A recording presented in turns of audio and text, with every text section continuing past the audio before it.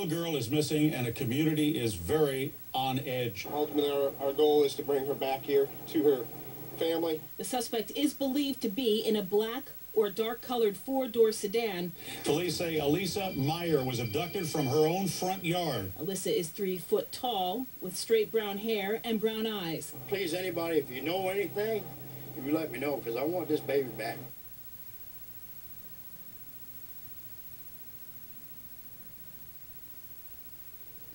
We are taking your calls live out to Francine in Florida. Hi, Francine. Hi, it's an honor and a privilege to talk to you. I've waited 2 years to speak to you.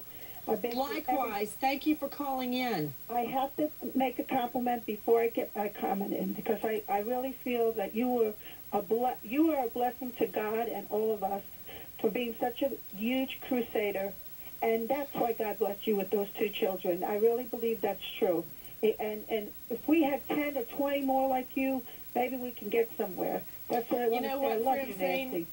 I was just thinking about this case and this little girl, and your kind words are just about enough to push me over the edge here. I'm just thinking about the little girl, you know, asking the abductor that she wants to go home to her mommy. Like, when I leave the house, I can hear Lucy going, "Mommy, Mommy," when I leave for work. And I'm just imagining, I'm trying not to imagine it too much. No, that's a bit, right. To imagine this child asking to go home to her mommy. Of course. Asking to go home. And the neighbors observed the vehicle for hours. Circling the neighborhood. And certainly somebody has a description. Francine, dear, what is your question? My question is, well, actually, it's a comment. I've been dealing with all these children. I mean, every time I turn around, there's thousands. I hear on the TV. I read it in the newspaper. Not to be offensive to the American public, but it's our fault because we don't have these strict rules. If just one time, a person's got to hurt a child, they go away. We have thousands of predators that are surrounded by all kinds of neighborhoods where they can come and go as they please. From the last time I looked, they're not even supposed to be near a school. They figure, well, we'll get a slap on the wrist and then we'll be out. They have fun in jail. They don't have. It's not like a stick-up robbery. They have fun in jail. These molesters, okay? Some people think they get beat up. I personally think that they have, fun in there. But if we were more strict, I have a granddaughter that is outside her door, and my daughter is right there, and yet she could have been taken away. And she's a one-time baby. My daughter can't have any children. I think I would die. I just hope to God Almighty that this baby comes back. We swarm the neighborhood, and not just slap them on the wrist. That's what we do. All we do in our country, our beautiful country, is slap these animals on the wrist. And Francine, you're right. You are right. The only thing that a prosecutor can do is try to get hard jail time. That's all they can do because the laws are stacked against the prosecution. The Constitution is in favor of the defendant. They get out on parole. They get probated sentences.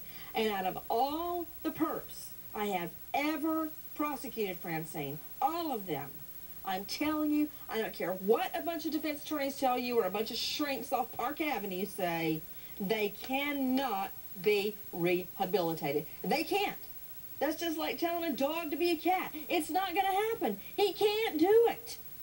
I want to go back to Pat Brown, criminal profiler, author of The Profiler. Pat, help us out. Who do you think this guy is? This is a truly scary crime. Just let your child play on your lawn and some guy comes by and takes her. I believe that car circling shows to me it's not somebody from the neighborhood, not one of the guys who lives around who passes by every day and can pick his time when he wants to. This guy was hunting for a child for hours and hours. He's not from there. I think he's from out of town. I'd be checking those motels in the area to see if he pulled into one of those or if he's on the road right now. They really got to get that, get out there and find this guy. But what about the theory that predators strike where they are familiar?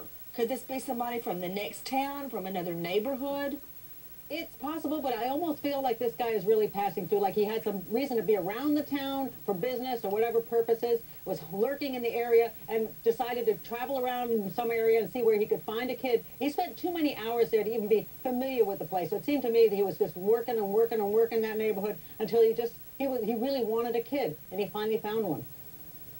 To Bruce McCabe, former captain of the Multnomah County Sheriff's Office, joining us out of Portland. Weigh in, McCabe. Well, Nancy, thanks for having me, and I actually agree with the last caller. If you look at the map as where this town is, it's not located on an interstate freeway, but just as importantly, it's right next to the Mississippi River. So hopefully when this Amber Alert went out, it not only went out to the state of Missouri, but also the state of Illinois. You've got about 2.5 million people just down the road in St. Louis, so it's very encouraging to see the FBI strike force also flew out, just like they did here in Portland, where the Karen Horman case is happening in my backyard. To Dr. Evelyn Maier, health expert joining us out of New York. Dr. Maier, a 4-year-old. Let's just say, optimistically, he put her out, that she's alive. Can she fend for herself? It's going to be a little difficult. You know, the weather has not been that helpful either. It's very hot outside. There's dehydration issues. There's also hunger issues. She's also 4-year-old little girl. What does she know about the sense of direction? Who is she going to trust after being abducted by someone who she didn't even know either? So it's going to be, hopefully, you know, she is, you know, by us communicating with everybody, that we can get out of there and hopefully, you know, bring her home. To Melissa in Georgia. Hi, Melissa. What's your question? Hi, first, Nancy, I would like to say, you know, I love your show, and I appreciate everything that you do. Thank you, dear. And my question is, if the neighbor actually saw a dark car circling for a couple hours, why didn't he contact the authorities? Good question. I want to go to Dr. Leslie Austin. A lot of people don't act because they assume it's something innocent, like somebody looking for an address or looking for directions. Right, especially in a town like that. You have to say, why would they? It's a safe, normal town. They don't expect anything like this. And I pray that this little girl is found, someone sees her, and she's brought home safely.